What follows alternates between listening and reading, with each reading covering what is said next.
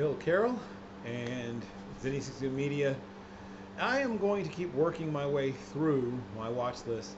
And today it's the tale of two former teammates, two catamounts, or former catamounts in the case of one of the players, and two juniors, one true and one redshirt junior. We'll start with the true junior, a 5'7" and 5/8" and about 176-pound running back named Desmond Reid from Miami Gardens, Florida, where he went to Miramar, found his way to Western Carolina, and made an immediate impact.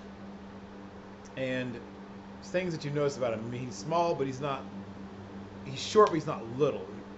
You always mention people like Darren Sproles, and he's at Pitt, where they had Dion Lewis. Those guys were small, loaded rounders. 18 games at Western Carolina with 8 starts.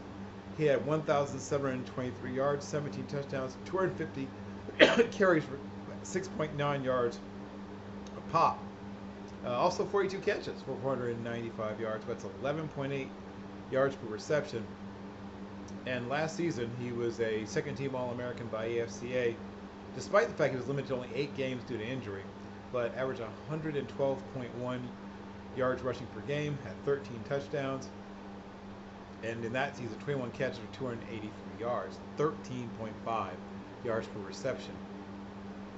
He had a couple of really outstanding games in his game against VMI.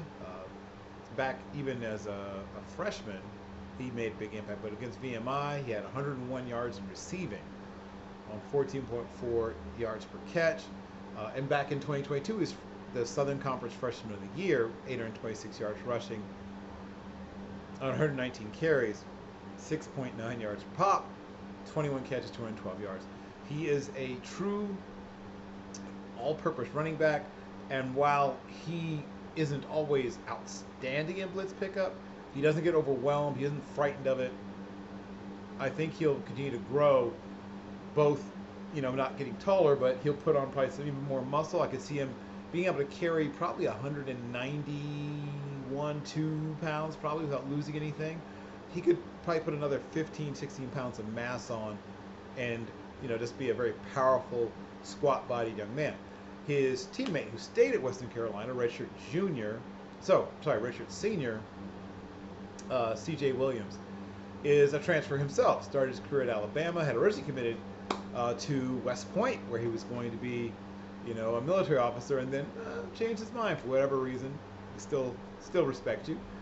Didn't play at all back in 2020 for Alabama. Then, when he gets a chance to see the field, when he gets to Western Carolina, as a redshirt freshman, was in 9 of 11 games, had a couple starts at wide receiver of all things, had 4 receptions for 80 yards, also rushed for a 4-yard gain.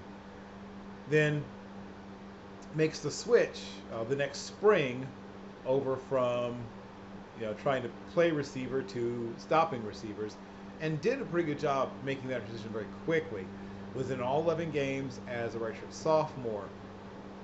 Played in special teams and also some reserve on defense, had 14 tackles and 7 solo tackles, including 1 pass breakup. His best game would have been a game against Charleston Southern, had 3 solo tackles in that game. And then the breakout year obviously was last year. Caught my eye last year.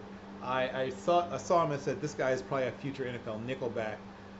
Last year he had 44 solo tackles, with 32 of them solo. So that's what you're looking for, about almost 3/4 of them being solo tackles. That's what you're after, at that or higher. And he was consistent week in and week out.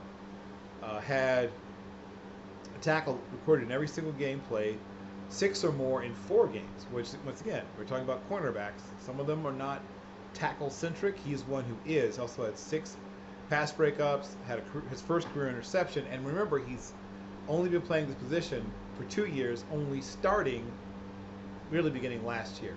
I think that he's going to take another big jump next year. Best games, you're looking for teams to watch him on tape last year. As to Kentucky had a good game, including that interception return for 30 yards. 3 total pass breakups in that game, had 6 tackles against Mercer, and had 9 tackles, which is his career top so far, against a nationally ranked Tennessee Chattanooga team, which I've talked about how good their players are. They had several players that were good enough to transfer up to the FBS level. So I'm going to have more prospects for you tomorrow. Let me know what you think. If there's a particular prospect, especially an underappreciated, underrated prospect you'd like to hear me talk about, tell me, right? I'm here to serve. Once again, Bill Carroll for Zinni Takes Two Media. I'll have more for you tomorrow.